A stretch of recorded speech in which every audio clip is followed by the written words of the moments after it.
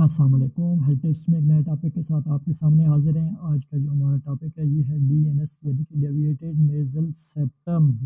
इसे आम ज़बान में नाक की हड्डी का बड़ा होना भी आप कह सकते हैं। वीडियो के शुरू में मैं आपसे एक क्वेश्चन पूछूंगा, इसका जवाब आपको वीडियो के आखिर में दी जाएगा, इसलिए आपने मेरी ये वीडियो है पूरी देखनी है। इससे इंशाल्लाह आपको काफ़ी मालूमात मिलेगी। एक बच्चा है, अगर उसको ये बीमारी है तो उसका ऑपरेशन डॉक्टर जो है किस उम्र में तजवीज़ करता है, यानी कि उसको कितनी साल की उम्र में ऑपरेशन कराना चाहिए? ये आज का मेरा सवाल है, इसका जवाब आपको वीडियो के आखिर में दिया जाएगा। ये बेसिकली आप अपने जो छोटी रिंग फिंगर है उसको आप नाक के अंदर डालें दोनों साइडों पे, तो आपको सेंटर में एक हड्डी नज़र आएगी। बेसिकली ये जो है इसको सेप्टम कहते हैं। ये आपके जो नाक है उसको जो है 2 पार्ट्स में तक़सीम कर रही होती है, और इसकी जो हड्डी है इसके 2 पार्ट्स होते हैं, एक बोनी होता है और एक जो है कार्टिलेज पार्ट होता है। बेसिकली जो है ये टेढ़ी हो जाए तो इसे जो है आप डीएनएस कहते हैं। और दुनिया में एक अंदाज़े के मुताबिक 60% लोग ऐसे होते हैं जिनको डीएनएस की बीमारी होती है, यानी कि उनकी नाक की हड्डी टेढ़ी होती है, लेकिन उनमें से सिर्फ 1% लोग ऐसे होते हैं जिनका ऑपरेशन की ज़रूरत होती है। बाकी लोगों को ऑपरेशन की ज़रूरत नहीं होती। इसका ये है, आपका नॉलेज आपको बेहतर बता सकता है कि आपको ऑपरेशन की ज़रूरत है या नहीं है। सबसे पहले हम इसकी बात करेंगे अलामात की। तो इसकी अलामात में मरीज़ का जो है साँस जो है अक्सर मुश्किल आता है, और वो साँस वो न जो है नाक के ज़रिए नहीं बल्कि मुँह के ज़रिए ले रहा होता है। इसके साथ जो है मरीज़ का नाक अक्सर बंद हो रहता है, और उसका जो है साइनस की बीमारी उसको अक्सर रहती है, और उसका जो रेशा है वो गले में अक्सर गिर रहा होता है। इसके साथ जो मरीज़ को अक्सर देखा गया कि सर दर्द भी रहता है। इसके साथ मरीज़ की अगर कंडीशन ज़्यादा सीवियर है तो मरीज़ को अक्सर देखा गया कि नाक से ब्लीडिंग भी आना शुरू हो जाती है, यानी कि एपिस्टाक्सिस भी उसको रहती है। इसके साथ मरीज़ जो है अक्सर मुँह से साँस लेता है, और उसको जो है नाक से साँस लेने में बहुत ज़्यादा दुश्वारी हो रही होती है। अब हम बात करेंगे इसकी वजूहात की। तो इसकी वजूहात में जो है सबसे जो देखा गया है कि कॉमन तो पैदाइशी वजह हो सकती है, यानी कि आपको डिलीवरी के दौरान आपको कोई फ़र्क लगा है तो आपके बच्चे की अक्सर देखा गया नाक की हड्डी टेढ़ी हो सकती है। इसके साथ जो लोग स्पोर्ट्स खेलते हैं उनको ये बीमारी रहती है, ख़ासकर जो बॉक्सिंग या इस तरह के कोई गेम में खेलते हैं तो उनको अक्सर ये देखा गया है कि उनकी नाक की हड्डी टेढ़ी हो सकती है। इसके साथ ट्रॉमा या जो मेन कोई एक्सीडेंट इमरजेंसी है जो है ये मेन इसकी वजह देखी गई है। किसी को पेशेंट को ट्रॉमा हुआ है या कोई एक्सीडेंट हुआ है या कोई जो है कोई चोट लगी है, तो उससे अक्सर लोगों को देखा गया कि नाक की हड्डी टेढ़ी हो जाती है।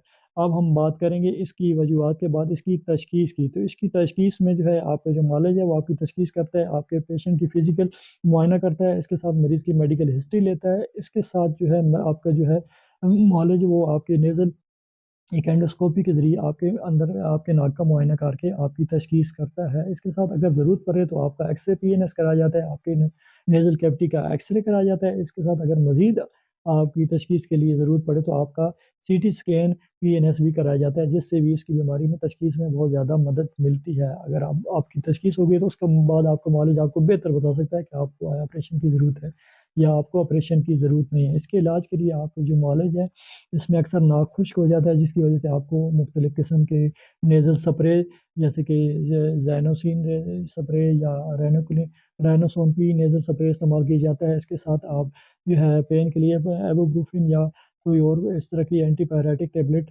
पेन किलर टैबलेट भी साथ मेफनेमिक एसिड या कोई और मेडिसिन भी आपको आपका जो नॉलेज है इस्तेमाल करा सकता है। इसके साथ एंटीहिस्टामिन टैबलेट में आपको रिजेक्ट-सेट्राज़िन या फिक्स-फेनाडिन के नाम से कोई भी टैबलेट या सिरप आपको आपका नॉलेज इस्तेमाल करा सकता है।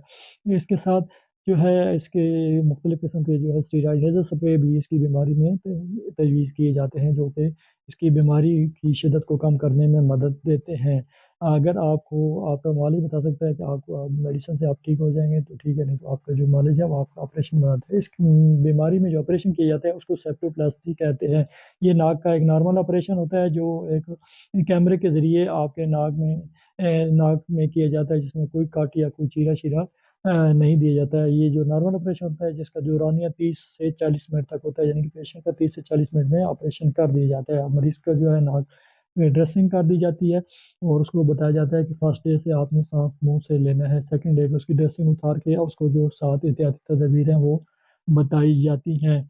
उम्मीद करता हूँ आपको मेरी आज की वीडियो से काफ़ी मालूमात मिली होगी। अगर ये वीडियो अच्छी लगे तो इसे लाइक, शेयर और सब्सक्राइब ज़रूर करना है। जो सबसे वीडियो के शुरू में मैंने आपसे एक क्वेश्चन पूछा था, उसका मैं अभी आपको जवाब दूँगा कि अगर बच्चा छोटा है उसको उसके नाक की हड्डी बड़ी हुई है तो उसका नॉलेज उसकी जो है ऑपरेशन वो उसकी किस एज में करेगा। वो आपका जो मालिज है वो 17 साल की उम्र में आपका ऑपरेशन तजवीज़ करेगा, 16 से 17 साल की उम्र में। उसकी वजह ये होती है कि इस उम्र में आपकी जो नाक की हड्डी के जो नेज़ल कैविटी है उसकी जो ग्रोथ है वो तकरीबन कंप्लीट हो जाती है। इस वजह से डॉक्टर जो मालिज वो उसकी कोशिश होती है कि 16 या 17 साल की एज, जब बच्चे की एज हो जाए तो उसके बाद आपका ऑपरेशन तजवीज़ करे।